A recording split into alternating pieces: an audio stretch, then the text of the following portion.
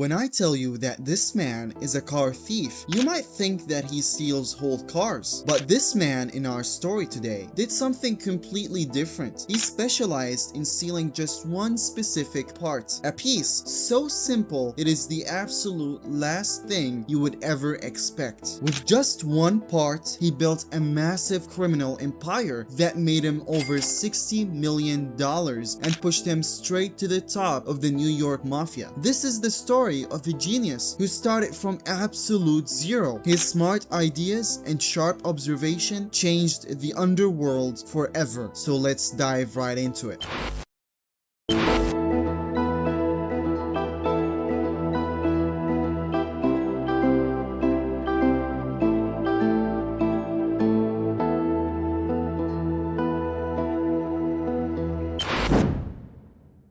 Our story takes place back in the 90s. At that time, New York City was facing a massive problem with car thieves. In a previous video, we saw the story of the Chinese intelligence officer who turned into the biggest car thief in America, specifically in New York. But he wasn't the only one working in this business. The story we are looking at today actually happened 5 years before the Chinese man's story. Back then in the 90s, there were entire gangs and criminal organizations that focused only on cars. To give you an idea, in New York City alone, more than 150,000 cars were stolen every single year. These thefts happened in different ways. Sometimes they would steal the entire vehicle, and other times they would break into a car just to steal a specific part, usually focusing on the most expensive piece. But there was one incredibly valuable car part that most thieves completely ignored because they didn't understand its true worth. You might ask, how could professional car thieves not know the value of a car part? The answer is that this specific piece did not just have normal material value, it had a secret value that no one had discovered yet. The man who finally discovered the true value of this part was named Maurizio Percan. He went on to build the biggest empire for selling stolen car parts in history. Maurizio came from an Italian background. His family had immigrated to America looking for a better life. As we all know, Italian immigrants in America are often connected in movies and history to big mafia families and organized crime. Maurizio grew up right inside these organized crime communities. Just like normal society, these criminal networks had different classes. At the bottom, you have the low-level gang members who do the dirty work, like stealing, looting, kidnapping, and even killing. A little bit higher up, you have the small leaders who usually act as businessmen or merchants. And finally, at the very top, you have the big bosses. The world of organized crime is built on these layers, and the higher you go, the richer and more powerful you get. Naturally, everyone at the bottom always wants to climb their way to the top. So our friend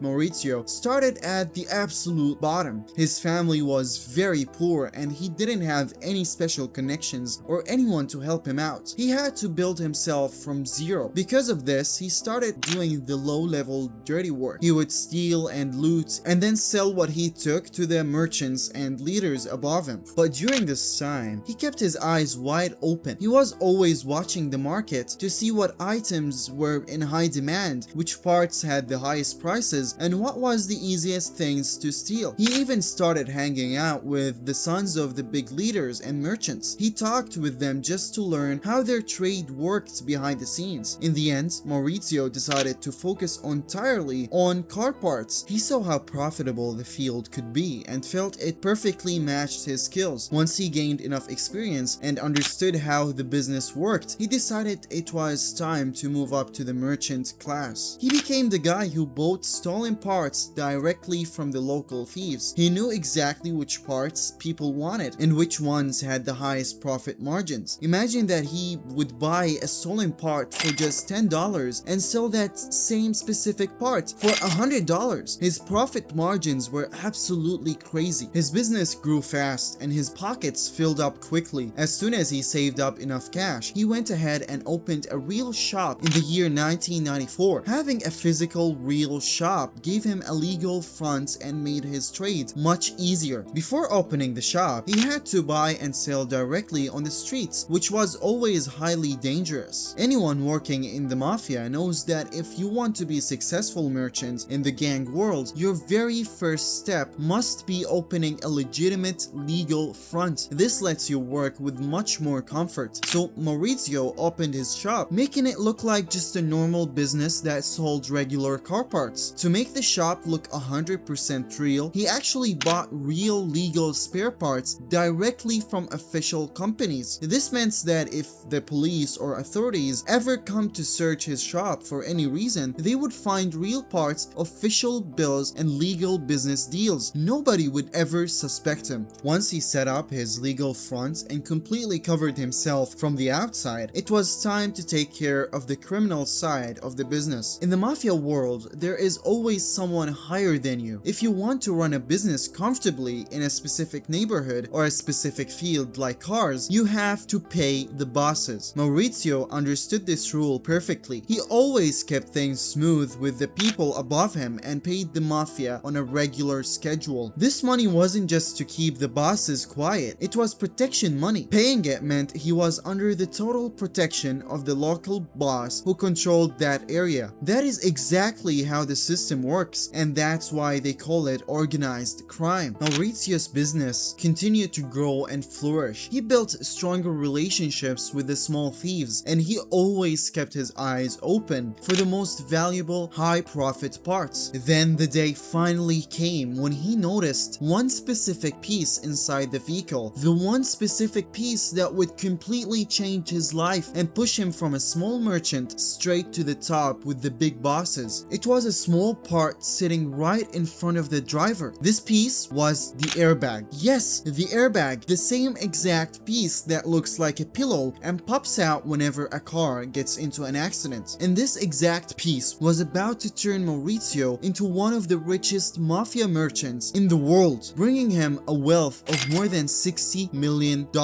Right now you are probably surprised and wondering how a simple part like an airbag could make that much money. Let me explain to you how. Maurizio noticed that an airbag is one of the easiest things for a thief to steal from a vehicle. A professional thief can take an airbag out of a car in less than a single minute. On top of that, airbags are small and very easy to hide inside a normal bag, which meant his guys could steal massive numbers of airbags in a very short amount of time. For example, if a thief walked into a parking lot with 30 cars, he could steal the airbags from every single one of those vehicles in less than half an hour. It was much easier and faster than trying to steal a whole car or taking large heavy engine parts. This added another massive advantage to his operation. Tracking stolen airbags was almost impossible compared to tracking whole cars or large parts. Back in the 90s, airbags didn't even have serial numbers printed on them. Once an airbag was stolen, the police had absolutely no way to track it. They were also incredibly easy to hide and store because of their small size, but best of all, they were highly expensive. A single airbag could be sold for anywhere between $1,000 and $2,000, and sometimes even more. Keep in mind that money back then was worth double what it is today. All of these reasons made the airbag the perfect product for Maurizio to build his fortune. There was also one extra benefit to this business, which we will talk about in a bit. It was a benefit that even Maurizio didn't plan for at first, but it pushed his business all the way to the sky. But let's not get ahead of the story. Now, the very first thing Maurizio did was study everything about airbags. He learned about the different types, how to take them apart, and how to install them. After that, he set up his own specialized crew of thieves. He picked the members of this crew himself, using the connections that he made with local thieves over the years. He knew exactly who the best guys were, so he took the top talent and put them on his payroll. He personally taught them how to remove airbags quickly and professionally, so his crew went to work stealing airbags across the city and bringing them directly to his shop. And do I have to tell you, from the very start, Maurizio Maurizio knew this airbag business was going to explode. The quantities his gang brought in were massive and the demand was huge. Maurizio's main customers were local mechanics and the owners of car repair shops. The airbags would come into his shop from the thieves and go right out of the door to the mechanics. Maurizio treated his crew very well and paid them a lot of money because he knew their loyalty depended entirely on the cash he gave them. But even with paying them well, his profit margins were insane. He would buy a single airbag from a thief for about $200 and turn around and sell it for $1,000 to $2,000 or even more. Soon, the New York police started to notice a strange trend. They were receiving an overwhelming number of reports about stolen airbags. This new criminal trend completely confused them. They would get a call about a theft, show up to look at the car, and find the vehicle in perfect condition, except the airbag was completely gone. They couldn't understand what was happening at first, but after a short period of investigation, they began to figure out the secret. Since these airbags didn't have serial numbers, tracking them down was impossible. Because they were small and could be stolen so quickly, it was incredibly hard to catch the thieves in the act. Once the police realized that these airbags were selling for $1,000 to $2,000 each, the whole picture became clear. They knew a highly organized group had to be behind these crimes. Eventually, the police did manage to catch a few low-level thieves stealing airbags, but the suspects completely refused to speak. Whenever investigators asked a thief, "Who is behind you? Who is paying you?" the answer was always, "I work completely alone." The thieves chose to take 100% of the blame themselves because they knew that stealing an airbag was legally considered a minor theft. A thief would only spend a few hours in jail, pay a small fine and some compensation, and walk free. There was no real punishment heavy enough to scare them or force them to betray their boss. So the airbag thefts continued all over New York. Thousands of airbags were stolen every single year. The problem became a massive crisis and the police were stuck, unable to find the mastermind at the top. On the other side, Maurizio was living the absolute dream. His thieves were bringing in so many airbags that he literally ran out of places to store them. To fix this, he decided to open a massive new facility called All-in-One. This new place was a giant warehouse. One part of it was used as a secure storage space for his spare parts and stolen airbags, while the other part operated as a full auto repair workshop. Now, instead of just selling the stolen airbags to outside mechanics and other auto repair workshops, Maurizio cut out the middleman. He started replacing the airbags for customers himself and selling them directly to the public, making even more money. He even started offering a shipping service across the entire United States. If you lived on the other side of the country and needed an airbag, his company would ship it right to your door. The guy was so bold that he actually started running advertisements for his business, proudly calling himself the Airbag King. He put his ads in magazines, newspapers, and even on the early internet, which was just starting out at the time. All of this marketing made his business explode and Maurizio started pulling up millions of dollars in cash. But having that much illegal cash brought in a new problem: financial audits. He knew that if the government decided to look into his income and see where all this money was coming from, he would be in deep trouble. So Maurizio decided that he needed a brilliant accountant to clean up his financial records and make everything look completely legal. This is a very important part of running a successful organized crime business. So Maurizio had a friend named Eileen, whom he had known since high school. Eileen was a professional accountant with a lot of experience. Maurizio called her into his shop and told her that he ran a large car parts business and wanted her to handle his financial records. But the moment Eileen looked at his financial records, she knew immediately that something was wrong. She could tell right away that this was not a clean, honest business. Once Maurizio realized she understood what was going on, he spoke to her completely openly. He told her that her only job was to fix the records and make every single financial transaction look legitimate and legal. Now, Eileen was very hesitant at first, but Maurizio changed her mind by offering her a massive, sweet salary. In the end, she agreed to the job, and one of the very first things she advised him to do was to stop using cash and start using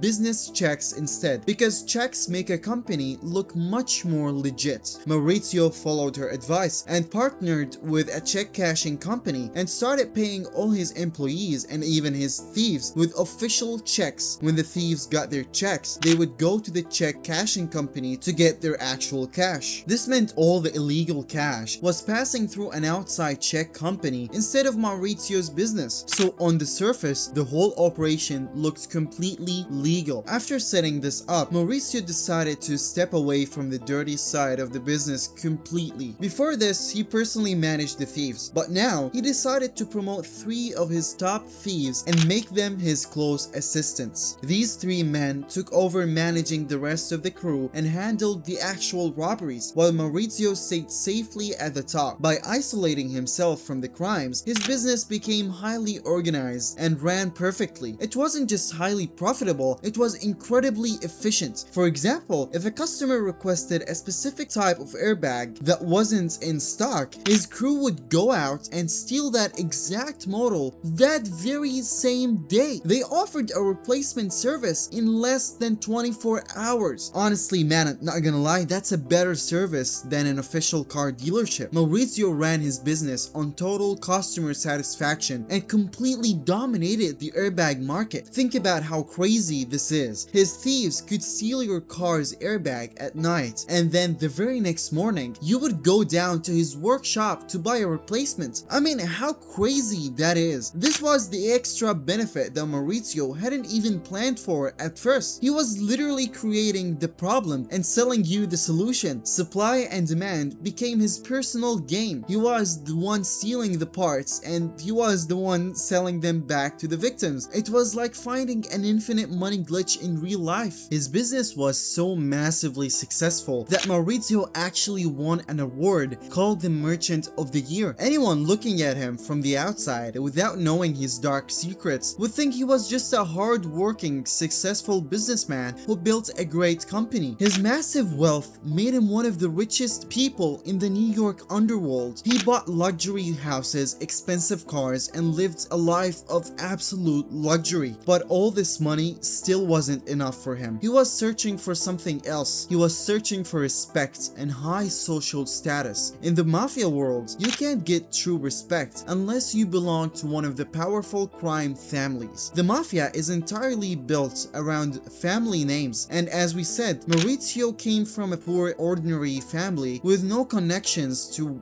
the crime bosses. So to get the status he always wanted, Maurizio needed to marry into a powerful crime family. And this is exactly how he met Carol Montana, the daughter of one of the top Mafia bosses in the city. Maurizio began dating her and showing her a lot of attention. In reality, her family's power was the most important thing to him. Even though she was beautiful and had great qualities, he mostly saw her as a gateway to the Mafia elite. To him, she was the perfect woman for his ambitions. Maurizio then got close to her father. The boss was already highly impressed by Maurizio, respecting the fact that he built a massive business all on his own from nothing. The boss immediately gave them his blessing, and Maurizio and Carol became engaged. At this point, it felt like Maurizio had achieved absolutely everything: the fortune, the perfect wife, and the highest social status. But in the world of gangs and crime, you have to remember that even when life looks perfect, everything can turn black in a fraction of a second. So the police managed to catch one of the thieves working for Maurizio. Normally, this wouldn't be a problem since the guy would just spend a few hours in jail and pay a fine.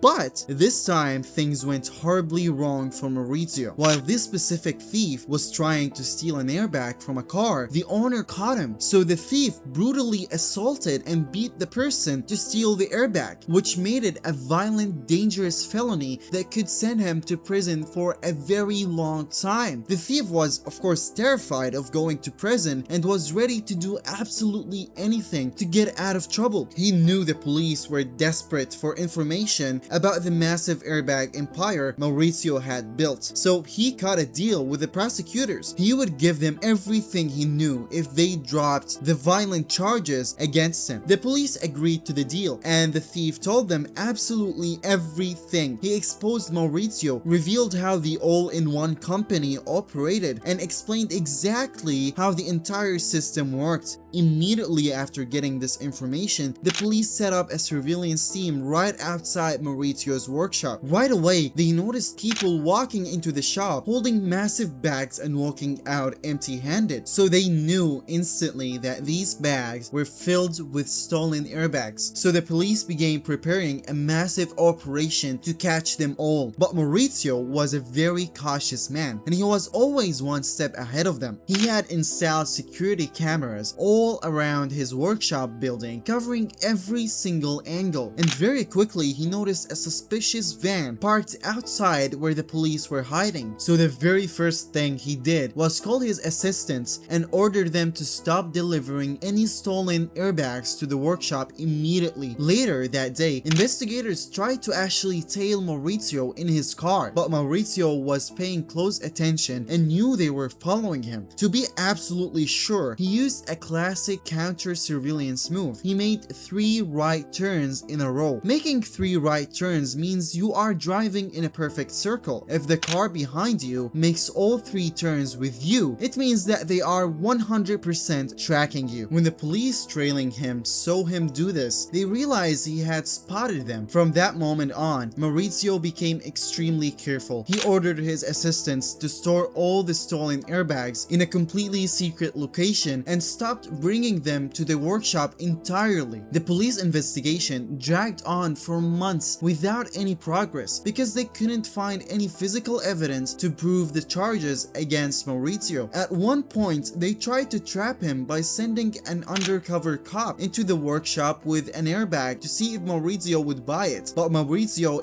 immediately turned him away and refused to buy it. He never brought parts from random people. He only dealt with his own trusted crew. The police kept trying to repeat this trick, but it never worked. They wanted to penetrate his inner circle and get an information inside, but Maurizio was far too careful to let any outsider in. And this game went on for a year and a half, and the police were completely stuck until the year 1997 arrived. In 1997, the Japanese car company Honda decided to start printing unique serial numbers on all of their car airbags. This was a completely new move in the auto industry, and it gave the police the exact tool they needed for their investigation. Now, if they could recover a stolen Honda airbag, they could track its numbers to prove it was stolen rather than a legal spare part. So the investigators put all their focus on Honda vehicles. Every time a new Honda car had its airbag stolen in the city, the police immediately recorded the missing serial number and built a master list of stolen airbags. Next, they simply called up Maurizio's company all-in-one and placed an order for Honda airbags matching the exact new models on their stolen list. When the ordered airbags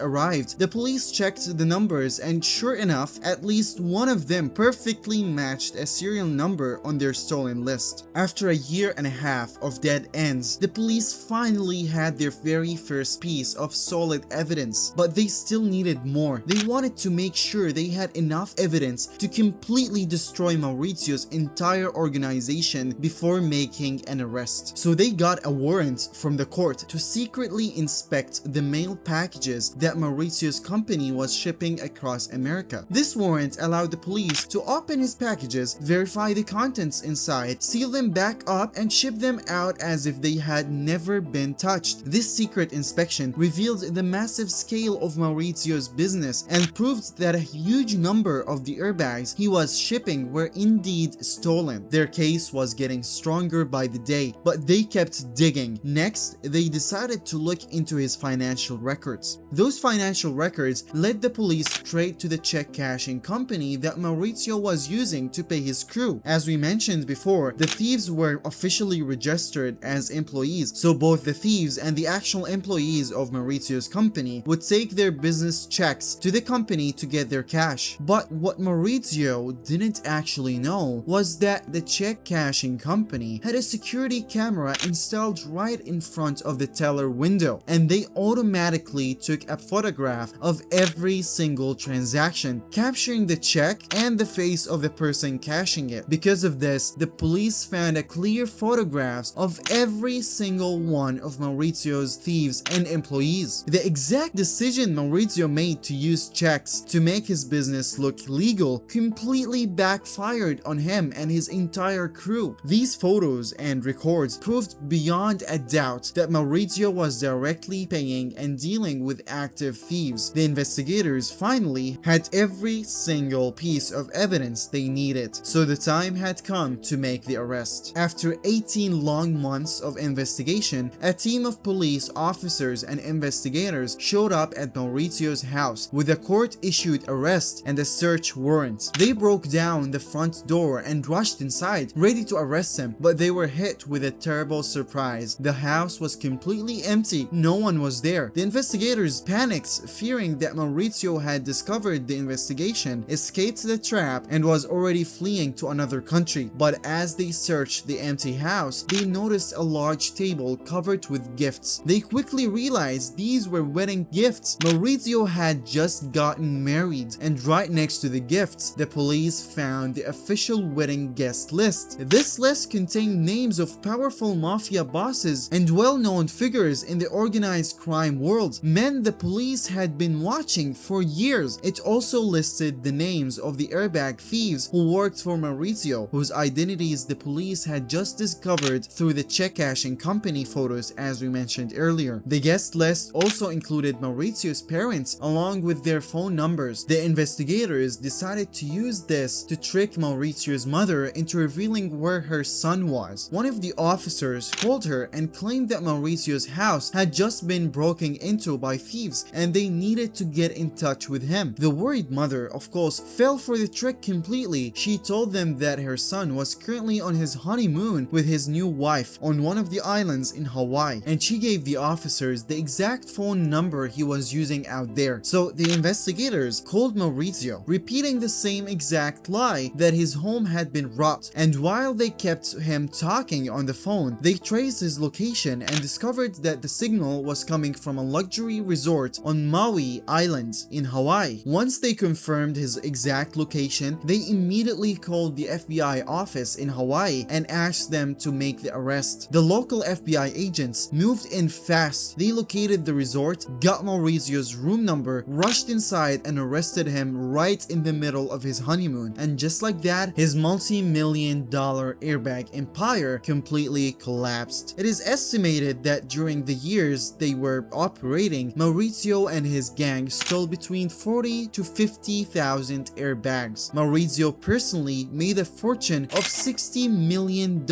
from this business alone. And remember that the money was worth double what it is today. In the end, the government confiscated almost all of Mauricio's properties and money, and he was sentenced to 10 years in prison on charges of money laundering and conspiracy to commit theft. To be honest, a 10 years sentence seems kinda light compared to the massive scale of his crimes. However, the fact that his operations were entirely unarmed, non-violent, and didn't put people in physical danger definitely helped keep his prison sentence shorter. Now, if you go on and search for Maurizio on the internet today, you can actually find his professional profile on LinkedIn. Now, after hearing his story, I think we can all agree that he was telling the truth about his skills. And that brings us to the end of our story. If you enjoyed it, please don't forget to hit the like button and subscribe to the channel. If you have some extra time, check out these other awesome videos on the screen. Thank you so much for watching again. See you in the next video and goodbye.